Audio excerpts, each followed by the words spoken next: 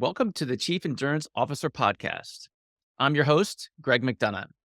Each week, we hear real time stories from athletes and CEOs on how to maximize performance through an endurance mindset. Let's get started.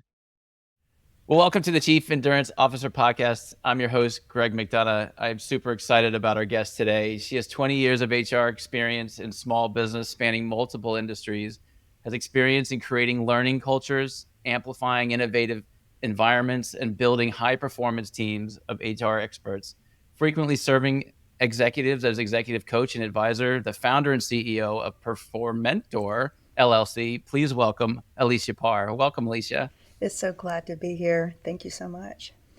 It's awesome having you on the show. And as you know, we love talking about endurance and the endurance mindset. How, Alicia, has your endurance mindset impacted your life unexpectedly? It's been impacting my life since very early on. In fact, I would say that lessons learned when I was a swimmer, when I was younger, actually helped really shape my path. I was a very shy person in grammar school and middle school. And by the time I got halfway through middle school, I looked back and I realized that I had been swimming for, at that point in time, several years and gone from I guess the bottom of the barrel to like developing my skills and really being able to perform at a reasonably high level. And it happened gradually through incremental training. And it just dawned on me that I could do the same thing with my social skills, that I could work on those and develop those. And I basically created for myself a development plan, which I did not know what that was. But so I very rapidly saw a lot of parallels between the practices and the activities that we learn as endurance athletes to go from baseline to incrementally to as far as we can go as it applies to many different ways that we grow and develop, including in business and in social skills as well. So that really got me started. I'd love to dive into that a little bit deeper. Can you give us an example of how you applied your training and your learn and the incremental training into a social development plan? Yeah, well, I realized that it needed to be small things. That if I was really nervous about, say, picking up the phone or approaching somebody popular, I would start by setting goals that were more achievable. Just like back in swim practice, my coach wasn't going to give me a set of you have to make 10 100s on this time range unless he thinks that I can do it. It's got to be just enough of a stretch where I'm feeling uncomfortable and stretched, but not so much where I'm panicked or frozen and unable to actually take that next step.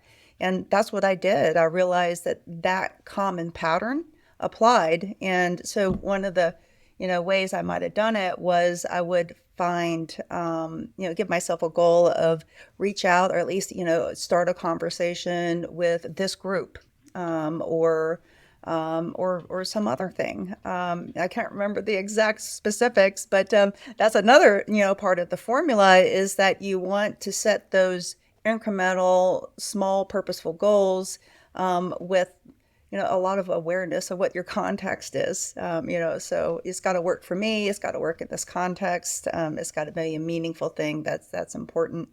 And I think that pattern is just it recurs through life and has served me very, very well.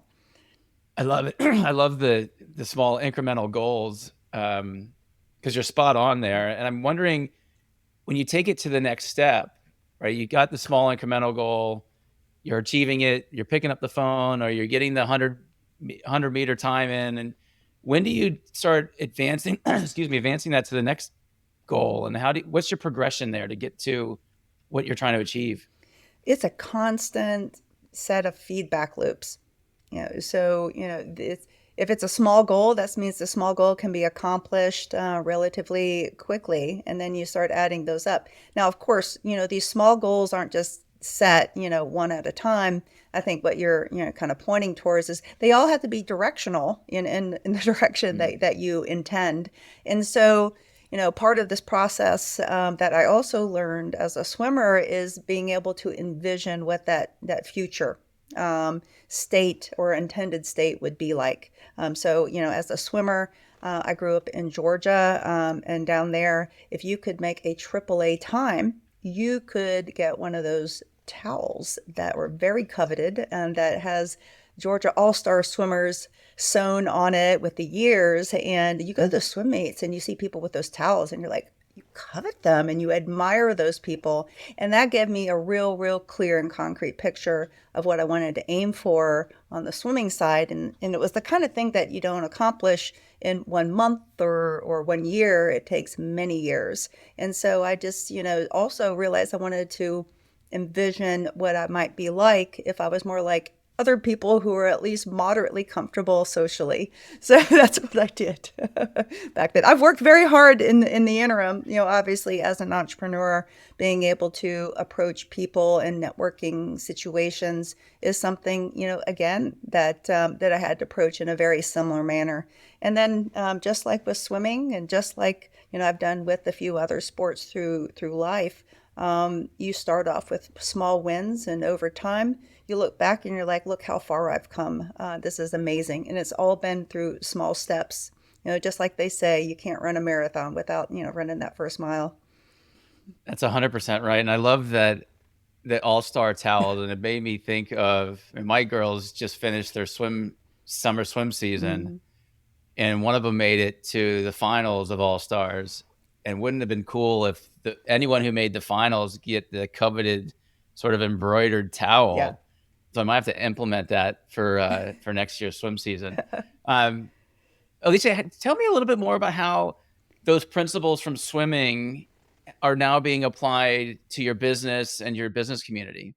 One thing that I realized when starting a human resources firm is that I wanted to be agile and innovative as possible. I mean, I love working with small business. I'm a small business person myself, and in order to get there, you need to help. You need to be able to um, run your operation. I like to call it strategic agility, is or strategic Mm, flexibility. Like I want to design that how we do things for flexibility. And one of the ways that we've done it is through, and we do human resources, as you mentioned, a team-based part-time approach so that you have different people that are complementary working together in a system that leverages, the genius of each and minimizes the amount of people doing things that drain them. And maybe one of the perhaps equally important areas is our belief systems and the assumptions that we're making about how people in business and the world works. And that's where our operating principles come from, and one of them is, to make small changes for big impacts. So that is something that everyone on my team is aware of. We're always looking for like, what's that smallest little change that we can make that doesn't disrupt people too much or upset people too much, but it ends up having an outsized impact. How can we find those things? And I would say that is a translation, of some of these earlier ideas and fundamentals, and as they show up in how we do work at Performentor. can you give me an example of a small change that's had a big impact? Well, I like to look for what I've heard called key logs, which is like, so imagine a river where there's a loggers and they've got all these logs jammed up. And you can start randomly pulling logs out, and eventually it'll start flowing again.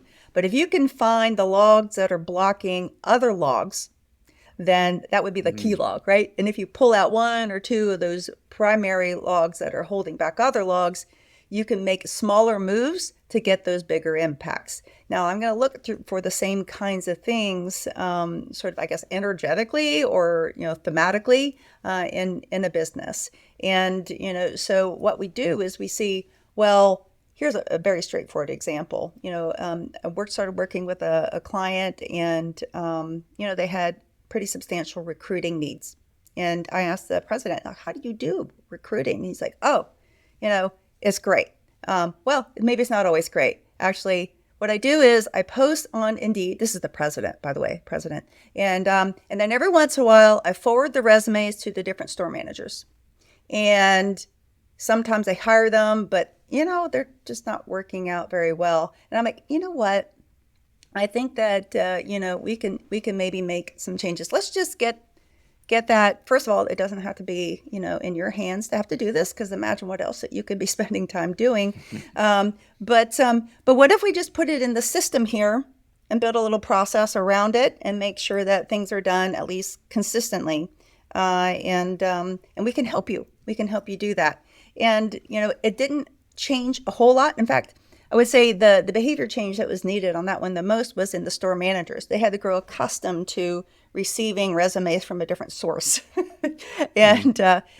But once they did that, I mean, the impacts to their ability to find the right people, to keep the right people, the performance of the people that they brought in, the core values alignment of everybody that they brought in, already just like turned up the dial on that. And obviously there's like a whole host of other things that we did to help amplify that result. But even just as simple as taking something that was very ad hoc and adding a little process around it can make a giant, giant difference. I loved your analogy around key logs.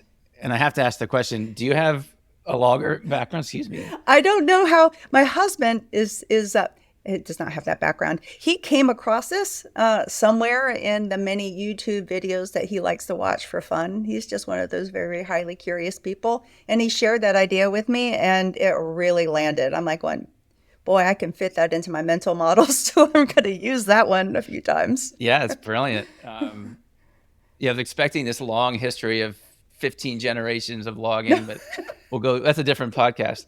Alicia, I'd love to go a little bit deeper into the entrepreneurial mindset and startup industry. Like, what common mistakes do you see in networking and mentoring and working with startups and small businesses?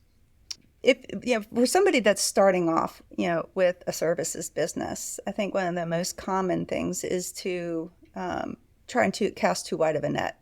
You know, trying to be everything to everybody. When you are getting started, I know that it can be very anxiety producing. You're like, am I going to get any business, or am I going to get enough business? And there's always more and more and more that you need. Um, but um, but but yeah, so we but what happens though often is that rather than being clear about what you are and what you do and what you stand for, very often newer entrepreneurs might be afraid to say that. And then people don't understand what it is that they do and how they differentiate. For example, early on, I got lots of advice on call yourself HR. No, don't call yourself HR, because the way you think, Alicia, is very, very different. So don't call it that. To call it something else. And then you call it something else, and people are like, I don't know what that is. And so there's a lot of experimentation and back and forth. What I discovered is that we went back to calling it human resources, but I needed a different way. And there's just a tremendous amount of experimentation, which is also part of what's that strategic flexibility that I talked about. Absolutely. And I'd love to learn. Well, let's step back for 1 second. Yeah. So, why did you start your business? The reason why I started my business is because I realized that I wanted to be able to provide as much value to the world. I'm just very driven by purpose, and that where I realized I just didn't have anywhere further to go or to learn where I was. And at first, I was really actually kind of upset with the CEO, because I'm like, well, why haven't you created work that fits me perfectly? And then after a while, I realized, wait a second, this is his business. He's creating something very impressive and very important. And for many years, it's been a wonderful fit for me. But yeah, so I realized that in order to move along and for me to get in a position where I feel like I'm providing as much value, I needed to have work that fit me, work that energized me, reduce the ways that my natural personality was not a fit for the context that I was in. And that really just turned into a realization that my only option here is becoming an entrepreneur. And, for all the anxiety and worry and fear that went into making that decision, once I'd made it, I knew immediately it was the right decision. Now I had new worries, but you could feel it. You can feel it in your soul and your gut. Your head will follow. Let's talk about feelings, and in particular, the feelings and the emotions that you had when you were leaving a somewhat stable environment and walking into something that you've got to completely control and you have no real insight if it's going to be successful, mediocre, or failure. Talk to us about the feeling, like that day that you just said, today's my last day and tomorrow I'm starting my entrepreneurial journey. There's always this voice inside your head or inside my head. It's like, first of all, are you doing enough? And, are you sure you're going in the right direction? And the are you doing enough thing is probably a voice I need to tamp down sometime. But the are you going in the right direction? I'm really, glad I have that. I was absolutely, petrified and worried that, I might not be able to make it work. But I looked around and I realized that I see a lot of other entrepreneurs. I work with a lot of entrepreneurs. I know other people who are CEOs and small business owners. And what have they got that I don't have? And in terms of capability, intellectual capacity, energy, and I thought nothing except for the experience, and that takes us back to, our earlier story. Well, looks like I need to learn how to become an entrepreneur. Well, good news, I know how to create a development plan to learn a new skill. So let's run that program again. And that's exactly what I did. Which leads me to ask you a question around Vistage Uh-huh. and other communities. I'm an entrepreneurs organization member, Yeah. and it's been life-changing for me over the last 10 years. Talk to us about the importance of peer-to-peer groups and communities as we grow and develop our businesses. CEO is, can be one of the loneliest jobs. And that sounds so self-congratulatory if a CEO says it. And you can't really understand it until you're in that seat and you realize there are certain things in your experience that is hard to find people that you can share it with. And there are ways that you get stuck that you can't necessarily ask for clean advice from your team, no matter how trustworthy, no matter how aligned, no matter how amazing they are in other ways. So being in a room, whether it's EO, Vistage, or any kind of mastermind group, having that access to other smart, bright people who are leaders in their organizations but don't compete with you and are there to help you and you get to help them.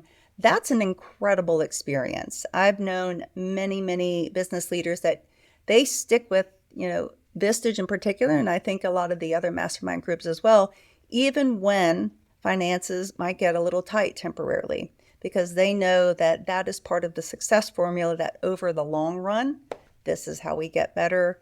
This is going to increase my likelihood of success. And so that's really, what they do. I'm also the group that I was a member of before, I've become the chair. And that is so rewarding because, my mission in life, which is what Performentor is really putting into practice, is helping people unleash their people energy so that they can propel growth, whether that's their organizations and also themselves. So that's really what it's about for me. And being a Vistage chair is another vehicle to do just that. And so for me, I love it. Back to got to aim in a particular direction and know what you're about. And the more you can do that, I think the more meaningful life gets to be. And still working on that, but that's where I'm aiming. I love it. I'm curious, what is it like? What's it like being a Vistage chair versus a Vistage member? It is very different. The experience the day of. Obviously, there's more planning that goes into it. There's other tasks and activities that come from that. You're receiving money instead of paying it. But the day in the room, it can be challenging to be in the room because you know that you're going to be bringing your best to process your own issue, learn from your speaker, helping others process their issues. But if you're the facilitator, you are on nonstop. And as you probably discerned from my earlier story, I am at root an introvert. I'm a high functioning introvert, but those days are exhausting while they're also incredibly rewarding. So I'm constantly monitoring the energy of the room, trying to think about how to get things to flow in the way that's helpful for everybody. it's a constant mental game. I don't know if game's the right word, but maybe a little bit is for us athletes. We like gamifying everything, don't we? Absolutely. Um, Taking a little bit a step back, talk to us a little bit more about Performentor and your business and who you like to work with and the services you're offering. So, we call it our Unleash People Energy Framework, which we're getting trademarked. I started to talk a little bit about it, kind of that full stack, fractional, team based approach. Again, just want to provide the most flexible and people oriented way of helping business leaders scale their business, not just by staying compliant and doing, all the box checking appropriately, or enough of the box checking appropriately, if we're honest, but also help the team perform as best it can, grow with the values and culture that the leader has in mind. And as that organization gets bigger and more complex, it gets harder and harder to do all the things yourself, hold all the kite strings as one person.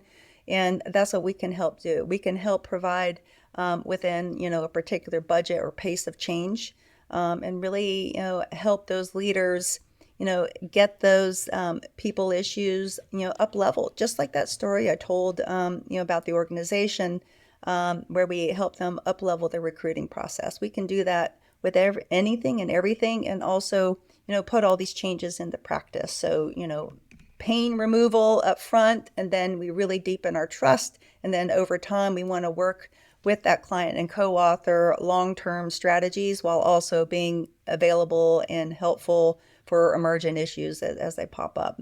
So we've really grown over the past 8.5 years through referrals. These happy clients, where sometimes we even outgrow them, but they're so thrilled that they point us to other great leaders to work with, and we really do love working with those leaders in those mastermind groups because they're so growth oriented. I like the word you used, co-authored. That was really well placed.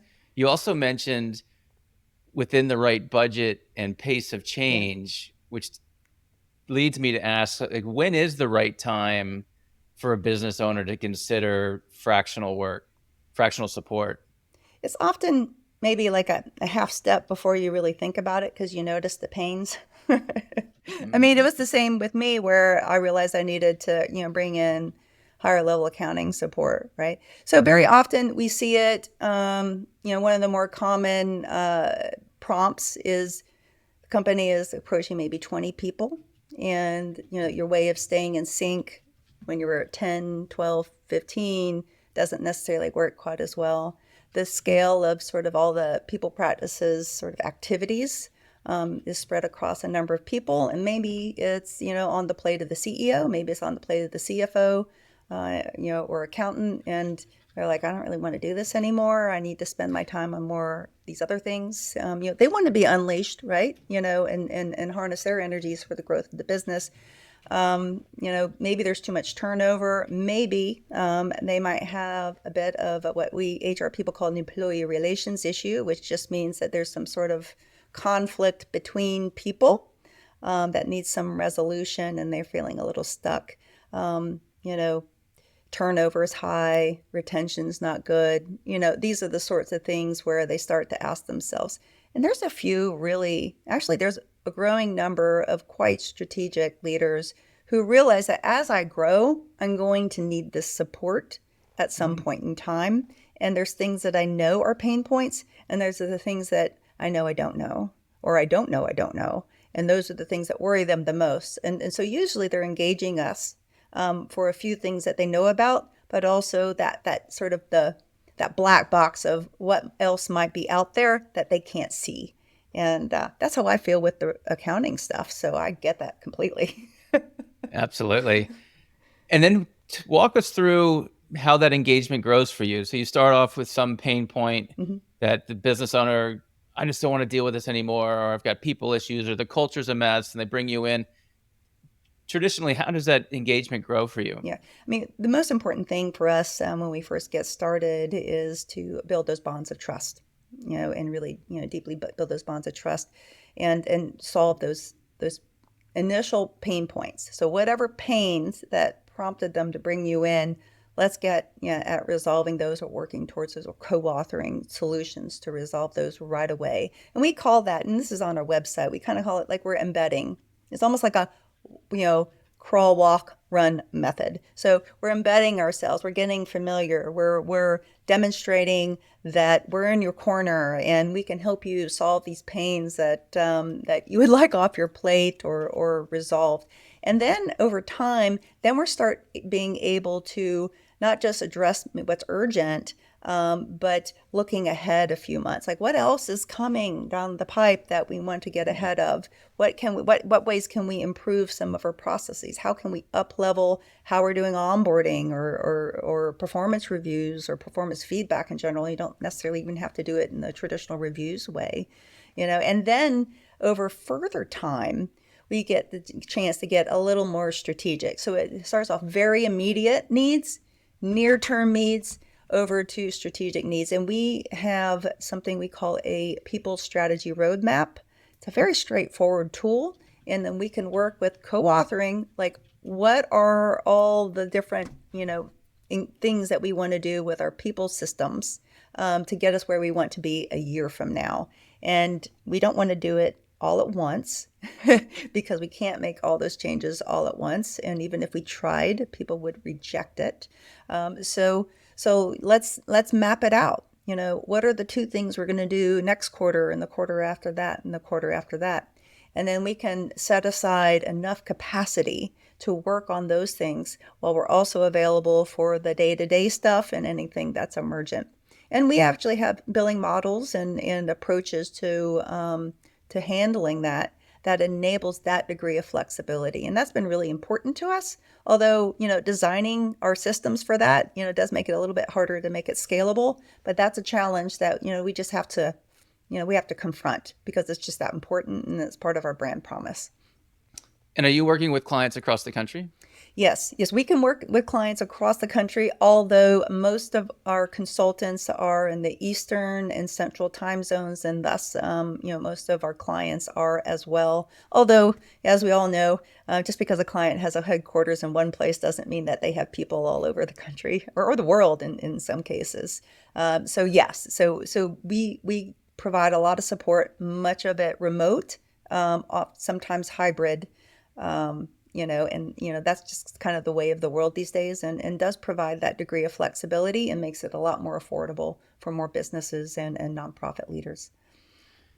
So I'm curious on the talent acquisition side, how's the market for you? Do you find a lot of HR talent available looking to do fractional types of work? We actually haven't struggled at all to find good people. Interestingly enough, and we're picky too. I mean, we're not going to just work with anybody. They've got to be aligned with, how our worldview. So, obviously I started off with my network and who my network knew, and we still get referrals, which I am so grateful for because that means we must be doing something right. Not everything right. I mean, we're a work in progress. And then there was one time where we posted a job, and anybody that's in human resources knows if you ever post a job for human resources, you immediately get more resumes than you could count. So thankfully we have technology that counts it. And I stepped away from a posting for about 2 weeks, came back to it, found about 300 applicants. And I was like, uh-oh. I don't exactly have the capacity myself because we were a little smaller back then to really handle that. And so that really initiated some changes internally where I could get some help with our own recruiting. But we also were able to find some really great people out of those 300 names. And those people then refer even more people. It's fascinating that I think a lot of people, and not just HR people, really want a change in how work feels. They want it to be more flexible. They want a little bit more control over their time. They want more control over who they're working with. They don't necessarily always want the traditional job situation. And, we do offer that. And more and more people want to consult, but they're like, I don't want to sell. I don't want to deal with invoicing. I don't want to deal with the accounting stuff.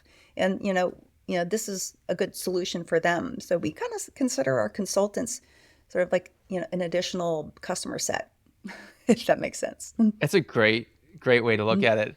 Alicia, I'm going to change topics on you a little bit. Mhm.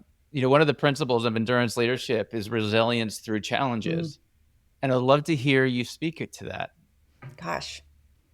Well, I believe that wholeheartedly, and sometimes I wonder if I don't introduce challenges in my life in order to put myself through it on purpose. You're laughing. I see you laughing because I know that probably most of the people listening to this are going to know exactly what I mean. So I always know I take comfort. So we haven't really talked much about. I was a swimmer before. I was a triathlete for about a decade, and I got into it very, very deeply. I'm very grateful that my natural talents led me to be able to do quite a bit. I have a few national championships and some different things under my belt, even a world age group championship as well. That was incredible. And I started off my first triathlon. It was basically me on this old heavy huffy bike that my my parents' neighbors had in their closet or something, and it has shifters on the down tube, and I had on a Walmart helmet and clothing that you would look at if you saw the pictures. You're like, that is the newbiest newbie I've ever seen in newbie land on a triathlon, and that was me. And so I went from that all the way to where more people knew my name than I could possibly know their names, all through gradually just working at a skill and getting better and trying to understand it. I'm just like, I need to just run that program again and know that every time I confront challenge, that's not a reason why I can't do it. That's just the next thing I have to learn. And that's just the way my brain works now. I've somehow successfully, programmed myself to believe that. And that's what I do. I love the way you said it's just the next thing that I have to learn. Um, Alicia, an audience member wants to get in touch with you. What's the best way for them to get in touch with you? We can always find me on LinkedIn under my name. Also, our website for the company is Performentor, and Performentor. And we've got a lot of great information out there. If you do have a business or an organization and you're just kind of curious how to look at how your business runs through this Unleash People Energy framework, and but you aren't ready to do much else, we have something called a People Energy Audit, and you just click on that button. It's on our website. It's a very short thing. We can get your report back within just a few days, and it just kind of gives you a picture of and what areas of your people strategy in your business might you want to pay attention to prepare you for your next stage of growth. So those are some of the best ways, and I always love meeting and talking to smart, interesting people, just to see where a conversation goes. So if you're thinking maybe I should reach out, maybe you should. I look forward to hearing from you. Yes, and this show is a product of that. So Truly. speaking the choir, um, Alicia, I love the fact that you developed your social development plan as a child and figured out a way to kind of get out of your shell and be a little bit more high energy, Mm. certainly high performing. This conversation has been super insightful for me. Audience members, please like this show. Please share it with your community. Follow Alicia on your social medias.